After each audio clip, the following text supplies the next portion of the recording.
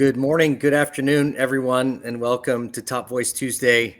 It is June 17th, and very excited to have with me Marisa Shadrick to talk a little bit about, or a lot about, how to transition from being the brand to building the brand. And as always, these episodes are available on my YouTube channel, Michael J. Lopez 9. And this is the inspiration for a newsletter that comes out every Friday called our Focus Friday newsletter. So please go onto my website, michaeljlopez.coach, and subscribe to that. And a brief apology for today. I do have a little bit of this early summer cold going around. So we're going to do our best to keep the audio in a good spot if I'm going on and off mute, just because we're dealing with a little bit of the crud here today. So Marisa, I want to jump in and I want to talk about this conversation with you. But before we do, it is customary. Number one, tell us who you are and what you do. And most importantly, tell us, how did you get to the top of the Top Voice Mountain? Well, first, thank you, Michael, for having me, and hello to everyone. For those of you that don't know me, my name is Marisa Shadrick. I live now in Tennessee. I am a wife, a mom, and a grandma. Just recently had my fourth grandchild, like this past week. And I started with writing. I have a nonprofit background, and I started with writing some years back because I really love communicating, inspiring, and that led to writing articles and publishing articles. Now, this is way back, Michael. This is back when you had to get writing samples in the mail to see what the magazine wanted and to submit for acceptance. So I did that for a while, and then writing led to copywriting, copywriting led to speaking. I was really afraid of public speaking, so I had to overcome a lot of fears. And I never would have believed that I would have had an online business. Things sort of evolved, and it all really started with communication and wanting to support, inspire, help other people. And so here I am now as a certified copywriter, certified brand expert. I recently became a full focus pro, so I'm certified in productivity, and I help the solo business owners primarily take their ideas and turn them into a marketable message. And I am very much into empathetic marketing using AI marketing, which sounds almost like an oxymoron, but it doesn't have to be. And that's me. And as far as reaching the top of the mountain, I see this as a milestone, not really arriving or achieving yet, because I've got a lot of growing to do still. I got a lot of learning to do. So I see it as a wonderful milestone. LinkedIn is a different social media platform than others. The other social media platforms really rely as far as the revenue, with ads. And LinkedIn is a little different. They have memberships and they want that engagement. So I think what they did at some point is to see who was engaging, who was really active, whether it was once a week, 3 times a week, or at one point I was doing it 5 or 6 times a week. And they decided to acknowledge those people because they want that engagement and they want eventually for people to get those memberships and stuff. So obviously they want our businesses to succeed, but I think the platform itself, because it's so different, it allowed for this great opportunity to be recognized. And hey, it's nice to be recognized once in a while, right? It certainly is. It certainly is. I know it's one of our core psychological needs is recognition. So it's always fun to be part of that community. How did you start your LinkedIn journey? You mentioned a frequency of, 5 to 6 times per week, but did you make Yeah. an intentional effort to start there? Is it something that grew organically? No, I did because I had a LinkedIn profile. And I had listened to what everybody else was saying, like most of us do, be everywhere, post everywhere. And it was exhausting. And I didn't really see the fruit of it. And I decided, you know what, I'm a little bit of a disruptor.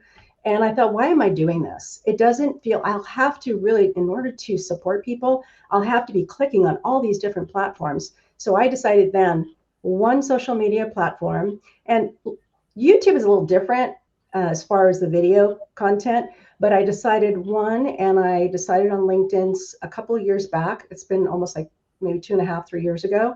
And I didn't even know where to start. I didn't know how the algorithm worked. I just decided I'm going to show up, I'm going to serve. And if I'm talking DM, I'm going to tell people, hey, I'm new at this. I have no idea how this works, but if I can support you in any way, I love to follow your thread. If you could follow mine, that'd be great. And we'll see what happens along the way because I didn't know too much, but I was posting. And since then, I have a company page, I have a newsletter, I still post, I do videos, but it's been a great platform. The first 3 months, not knowing what I was doing, and I secured a great copywriting client. So I thought, okay, this is improving my ROI much better than years of posting in other social platforms. That's great. That's great. I love the phrase that you use there, show up to serve. We've talked to 25 people so far, and that's a thread that's come through every conversation is I was here to give, I was here to provide my point of view. I wasn't quite sure where I was going to end up, but it was really about engaging with others, leaving comments. We had our first guest was Graham Riley, and I was speaking with him the other day, and our first episode was all about the strategies to LinkedIn, and you've hit Mm-hmm. all of them, particularly the comments, right? Yeah. Leaving comments for other folks is a really great way to create engagement. So for those of you out there wondering, how did we get this recognition? Engagement, comments, be consistent, show up with a mindset to serve, and all of that will serve you well in terms of your journey on LinkedIn. Yeah, We've got a quick absolutely. we've got a quick comment. Stacy McAlpine, good to see you as well in the chat here. So for those of you dialing in, please let us know where you're coming from and leave a question as we go, because we're going to jump into this conversation. We talked about this, Marissa, before we started. This topic is very key for me, or something that's really of interest, because I have a personal brand now. I actually started my personal brand journey while I was with another company. Mm-hmm. I've evolved out and started my own business now. And I'm in the middle of this conversation about how do I shift from being the brand to building the brand. So let's start with this timing question. How do we know, for the solopreneurs out there that have a good brand, what are some of the things we look for when it's time to start considering maybe something bigger than you in this branding journey? That is a great question, and it's a loaded question because we can go a lot of different directions. But if you have a successful personal brand and you now want to lead the brand, but still be the face of the brand, there are ways to do that, and there are businesses that have successfully have done that. You're really reinforcing the fundamentals, and it really is an opportunity to acknowledge that you're going to grow as well. It's not just about growing the business, you're going to grow. Now, all of us know, even with a personal brand, when we start the business, it is like the best personal development tool ever because we grow, we find out where our limitations are, we find out areas that we need to, sharpen our skills. And it's the same thing if we're going to grow any larger. And I think one of the things, and there's three things that I would consider if I want to grow a business. To say you're maybe half a mil and you want to grow it to where you now want to develop a team, you want to hit in the millions, you maybe you're ambitious and you want something even larger. Maybe you want to certify other people in whatever industry you're in. Some of the things that you should consider, again, audience first, is consider, will this be able to still connect with my audience if I grow? Is it possible to do that? Now, I'm a believer, can't but how, right? It's not can't but how, but you need to consider, will I still be able to connect with my audience? And also, will I be able to still support my core values? That's super important because you don't want to grow something that's going to take you away from your family or compromise your health. And also, will I still be able to deliver on the promise or the transformation that I want to provide my audience? If you can say, yes, I can, and you have an idea on how that's going to work out, then maybe it's time to grow. But there's even another question, Michael, behind that is, why do you want to do it? Sometimes it's part of maybe it's part of their goals, maybe it's part of their purpose, but success is something that we really need to consider because a lot of times when people want to grow, they want to reach a level of success.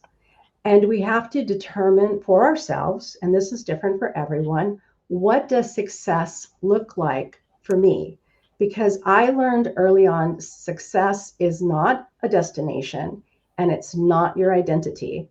Success is really achieved every single day in how you treat people, how you show up, the choices that you make, how you stay true to your values. That is true success. And if you do that, you will have monetary success.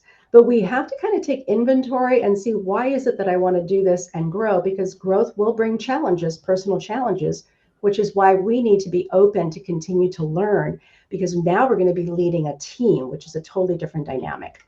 Yeah, so much in there that I want to go back and unpack. Let's start with this idea of growth for growth's sake.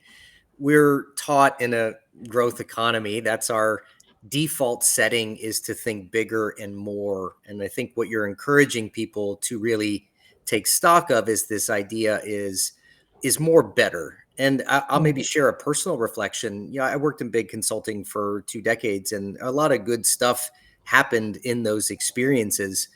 But I found a challenge in that I would go sell a project and build a close relationship with the client. And then I'd have a team come in. This is a pretty standard consulting model. I'd have a team come in of more junior consultants, and they would deliver the work. And a lot of times the clients would come back to me and say, but we wanted you to do the work. Yeah. We developed a relationship with you, not with whatever company I was in, which I think leads to the second question you brought up, which is this idea of there's two pieces of the brand as the name of your company, but then the brand as the experience of working with you closely. And I started my business because I like to do the work. I like to design the workshops. I like to be in those moments. So let's talk about this piece of leading the team, because I think that's where I've struggled, not struggled, but I've experienced this issue of you can't be everywhere at once.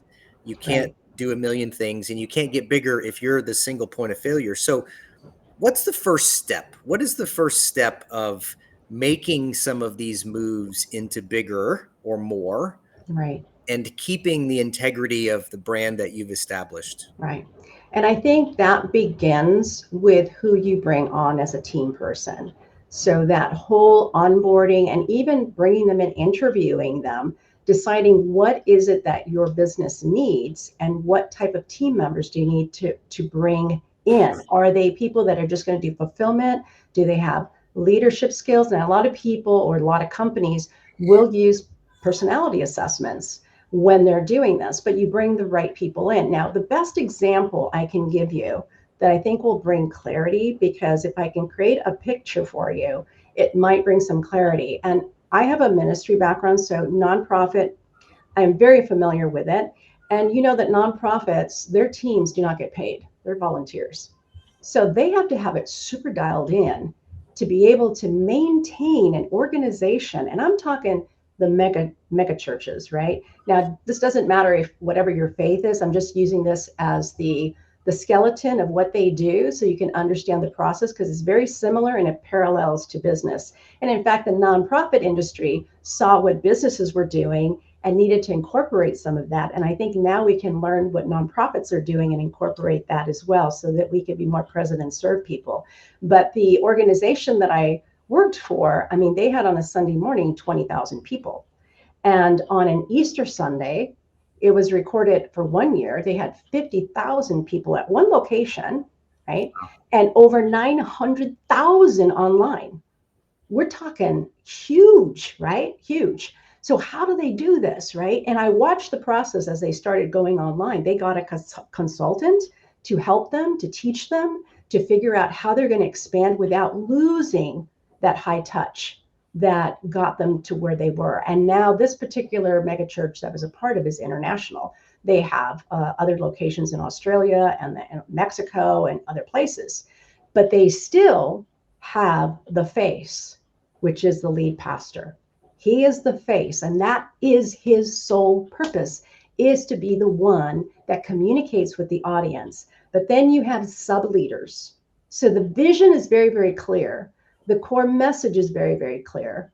And that needs to be communicated all the way down to all of the leaders, right down to the person in the parking lot, bringing the umbrella when it's raining and bringing people into the front door. That message is communicated. And I saw the back end of this and how well it was done, that everyone knew what they needed to do and it all aligned. Now, they still had the flexibility to be creative. For example, the greeters and those people in the parking lot, come up with the idea, well, the way we can serve better is have umbrellas. We can have umbrellas, and so they don't get wet. And so they can, as long as they have the core, the spine, be a little bit creative on how they fulfill that core message. And so the brand is very much emotionally anchored to their core message. And then the sub leaders for business, it would be like the segments that we have, right? The sub leaders take care of the children's ministry, the women's ministry, the men's ministry, or the senior ministry. And they have leaders or volunteers under them. But it has to be communicated in such a way that it's super, super clear. And we ended up having an actual academy that was accredited where they can get college credit to teach them a lot of these things. So you've got your sub leaders, and then they leverage tools. Like I said, they brought in a consultant, paid a lot for this consultant to help them with the vision.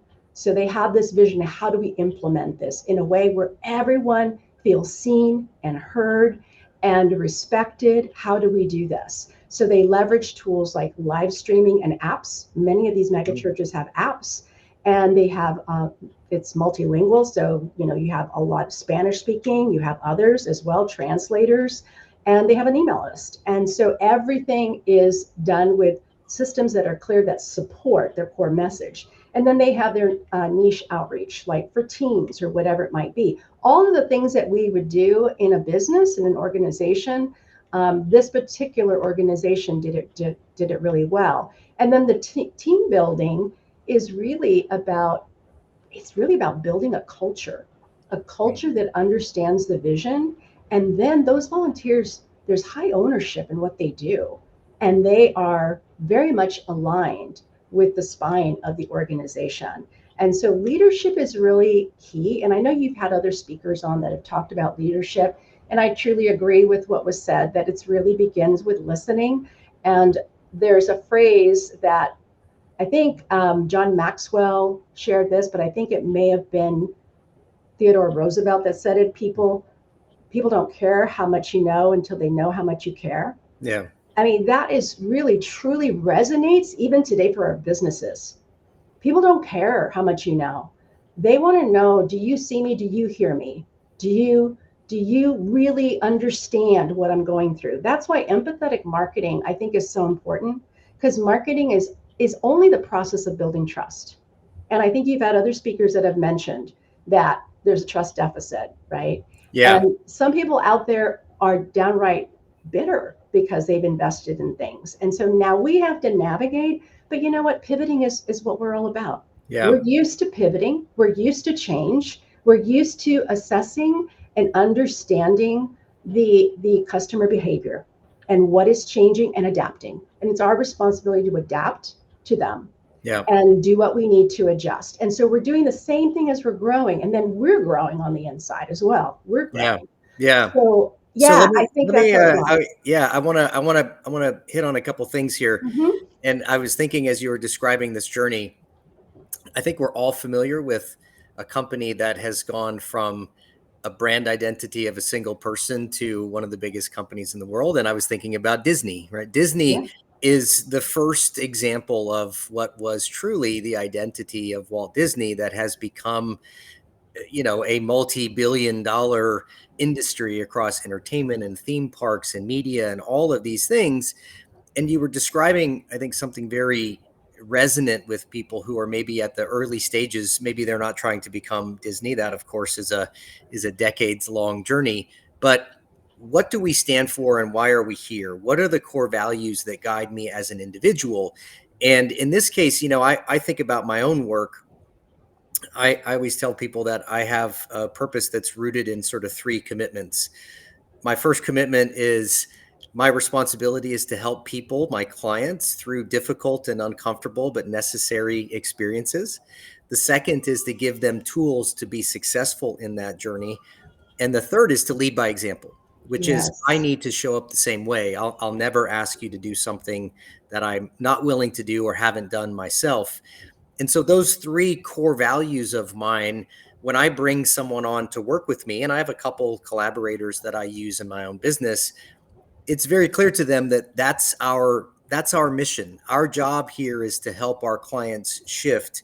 And while I might be the horsepower behind most of the methodologies and frameworks and tools, and I wrote a book about it and all of that stuff, finding people who can mimic and replicate that experience and mindset is really, really important in how I choose to work with people. And you mentioned that at the beginning of your conversation. Who do you bring on? Where do they come from? Do they match your values?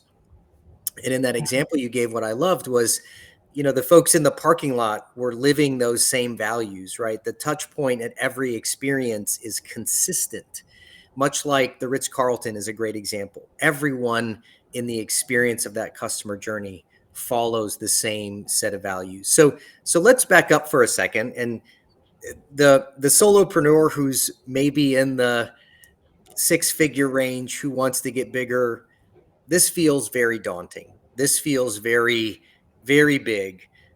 How do we synthesize for them maybe some of the first steps into a next couple steps? We've identified who we are. We've got a value statement for us and a mission. What are some of the practical steps that happen after that if I'm starting to try to grow but maintain some integrity of the brand? This is where what I'm going to say is controversial, and We like that on this show. So please lean into that. there's always tension around this.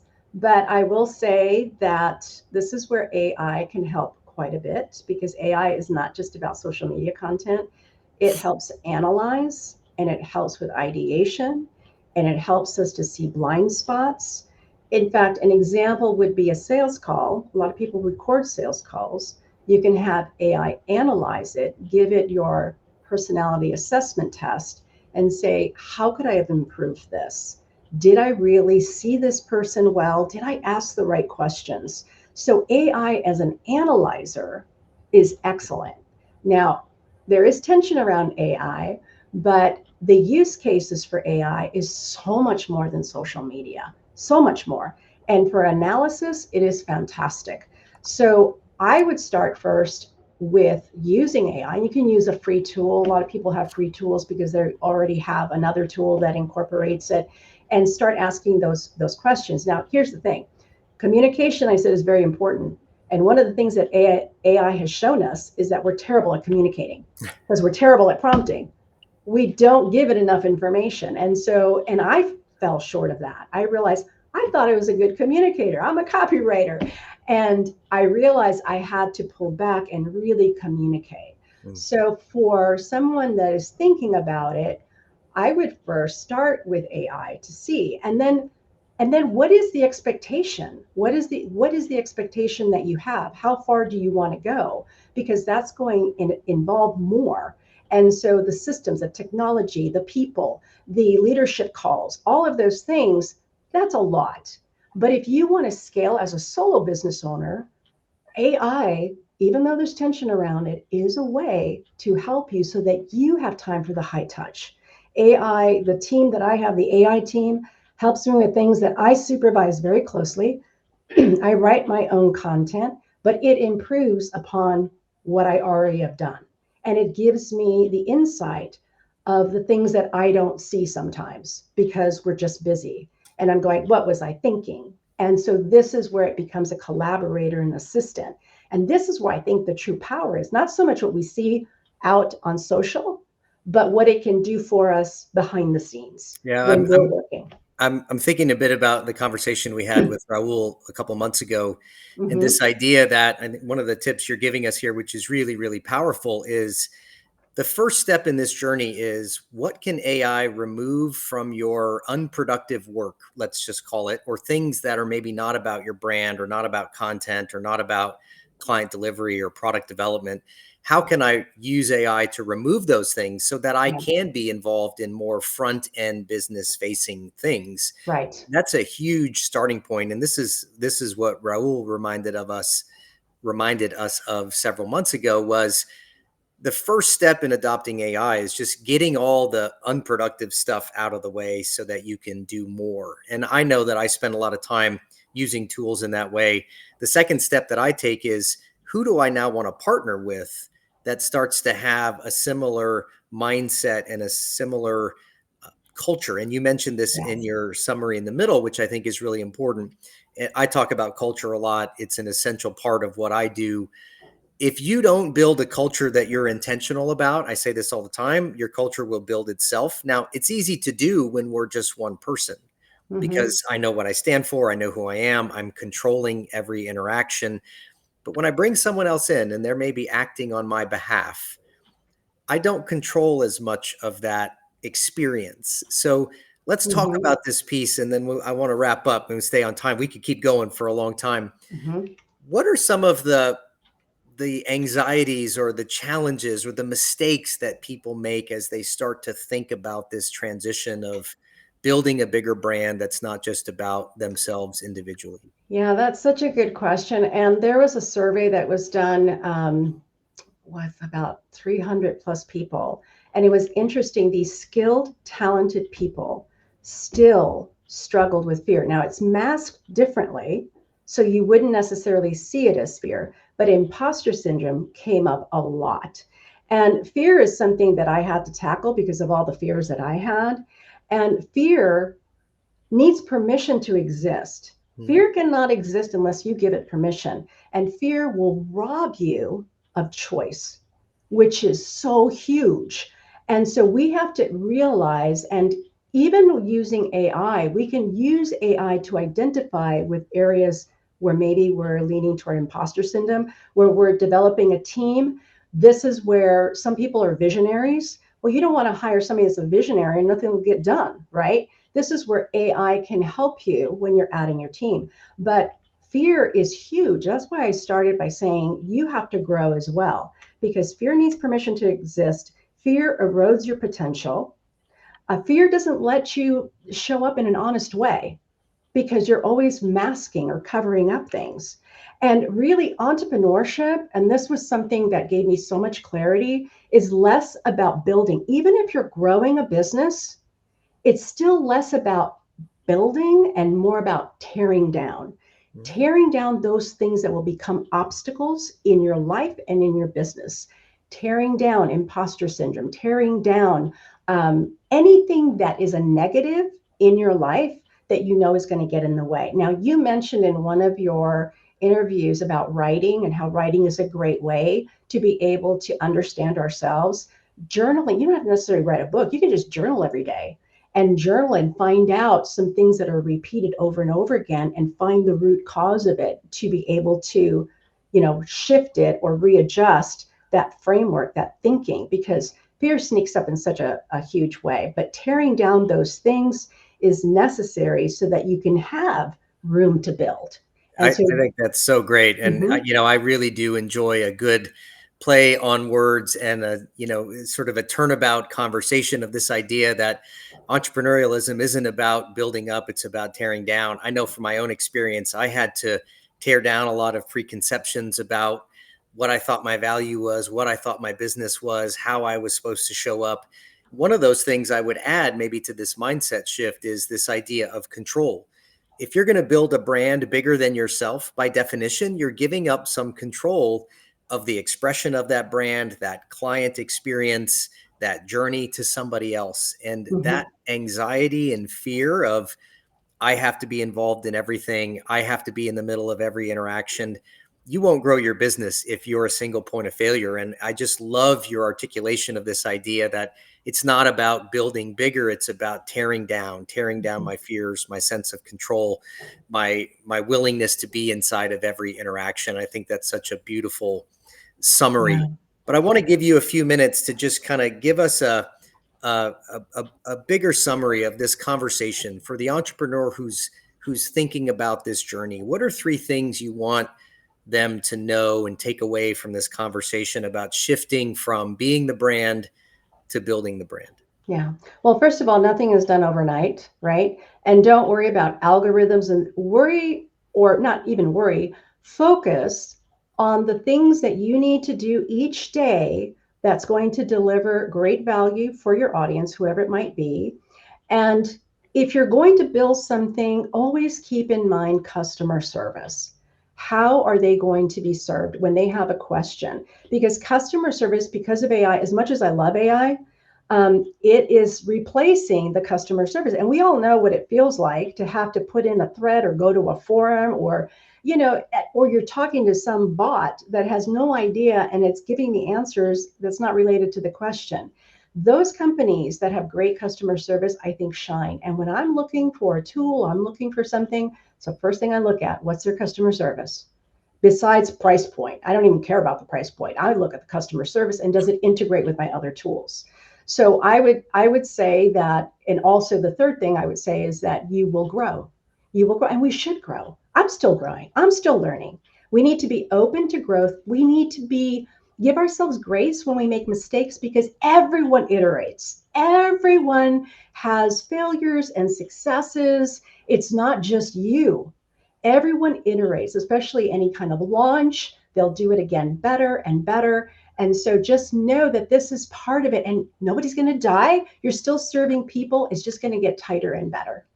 I love that. I love that. As you said that, I was thinking about the first version of my website that I launched a year and a half ago and what I have now, night and day difference. And it's all through iteration.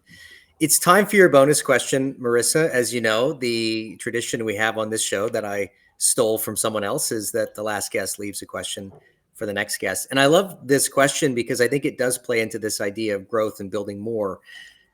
In the journey of the personal branding space, particularly for you, how are you leveraging the power of community as a solopreneur? How are you leveraging the power of communities, of larger groups, in helping amplify your voice and also engaging with others? Because I think that's a piece of this conversation, is going from individuals to communities. Does that play a role in what you do, and how do you curate that?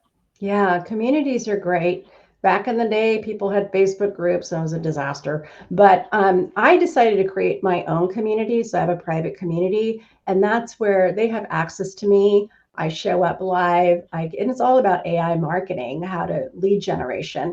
And I create all the custom GPTs, the AIs for a solo business owner. All because I understand that journey, because I am one. And since I'm a copywriter, they're all written and created with a copywriter's perspective so that they have the tools that they need to execute. And so there's a lot of already built chat GPTs that they can use, or use the prompting that I teach and use it on other platforms. So community is very important. I have a private one, but I also engage in community in the sense that I'm focused only on LinkedIn. And that's where I'll have conversations with people. I'm an open book. If somebody wants to ask me questions, I'll get on a call and answer their questions. I think, at the end of the day, I think, again, that is success. If we can just help someone, because we don't know. Empathetic marketing is really understanding that people have lives. You don't know what struggles are going through. Right now, you're sick, right? People have things going on, illnesses, complicated lives. And so we have to exercise empathy so much and try to be able to serve people in the way, because we just see one side. We don't realize. And that was really what helped me win an international speech competition. The speech was all about having empathy, realizing that we all have these chips, like a chip in a cup. We all have these things that we think are going to not allow us to do whatever our dream desire is. And so that resonated with an audience that was different. I mean, demographically, we're talking about different countries, different age demographic, and yet it went to the core, because we all bleed, we all hurt, we all understand pain. And so when we come with empathy and support, it goes a long, long way. Yeah, absolutely.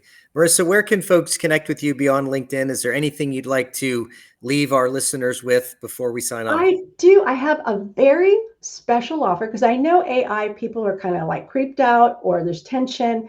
I have a special offer where you can come into my community with a 14-day trial. No money. You don't have to put any money in. And it's marissashadrick.com/Top Voice Tuesday. So it's a very special offer just for this audience. If they'd like to come check it out, There's information already in there. Nothing has been gated. They'll be able to see everything and then decide whether they want to stick around. And it's up to them, but they can at least dip their toe and see some of the things that can be done with AI. I love it. Thank you, Marisa. You're Thank you welcome. all for being part of the Top Voice Tuesday community. As I mentioned, all of these episodes, this one included, are up on my YouTube channel. This one will be up in a couple hours.